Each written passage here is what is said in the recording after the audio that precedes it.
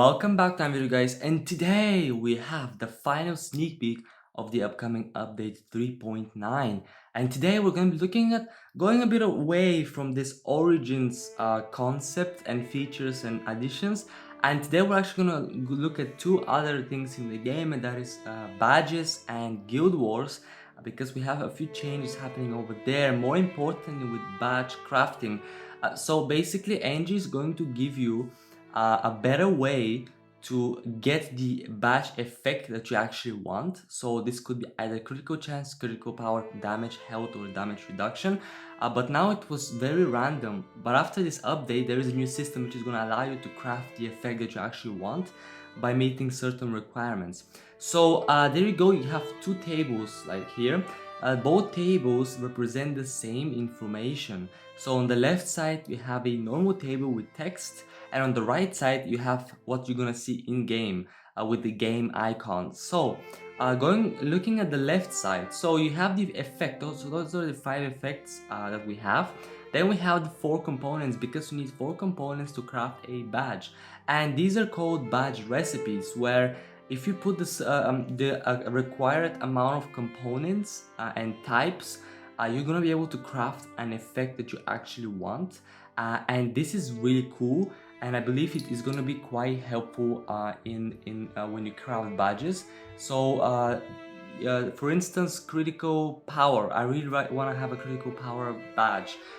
So I'm going to have to put 2 metals and 2 edibles to have a chance to get a critical power badge.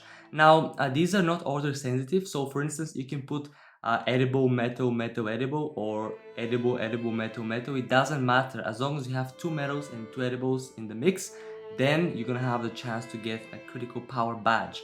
The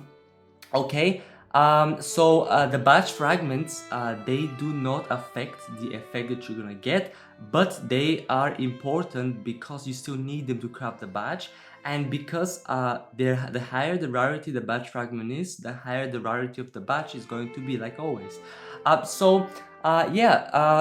so let's provided that you use the proper recipe, then you're gonna have a certain effects, certain percentages chance to actually get that effect that you actually want. So if you use common component, that's a 5% chance to create the badge of particular effect. If you use uncommon, that is 10% chance. Rare is 15% chance, epic is 20% chance, and legendary is 25% chance. Now keep in mind that these chances are only for one component in the mix, and usually when you make a badge you have 4 of those, so you should multiply all of these by 4. And obviously you can mix different rarities to try and get that percentage up. For instance, let's have a look at this picture right here, and this picture shows us a legendary badge fragment, a metal, 4-star component, 3-star metal, and then 2 legendary edibles. So as you can see, the recipe is gonna tell you that you have 85% chance to get a critical damage effect, because this is actually the critical damage components. All right, and now if you look at the percentages again, so a metal 4-star is 20%, then you add the 15% from the 3-star, and the 2 5-stars are 50% overall, 25 each. So 50% plus 20% plus 15% is 85%. They all stack. So this means that if you use 4 normal legendary components, you're guaranteed 100%, 25 times 4, you're 100% guaranteed you're going to get the effect you actually want. So it's very useful to have those legendary components, because they're actually going to guarantee you the badge from that effect that you actually want. Another really cool with this change is that the flat rates are going to be removed. So that means that after the update, you're only going to be able to craft badges that are giving you percentage increase. No more random numbers, low numbers that you don't need. They were always bad, and I'm happy they're going away. And now we're going to be crafting only percentages, and this is making it really awesome. Now keep in mind that the badge position, the shape, and the values are still going to be randomized, because only the effect is something that you can play around with. But overall, I feel like it's a very solid improvement on the badge crafting system, and I'm really happy with the way this is going. Okay, now next up is Guild Wars. Now Guild Wars, there is pretty much one major change, and that is to the matchmaking system. So They're doing it so that you can matchmaking, so you can find opponents which have the same similar like VP and a same number of participants in the battle, in the war.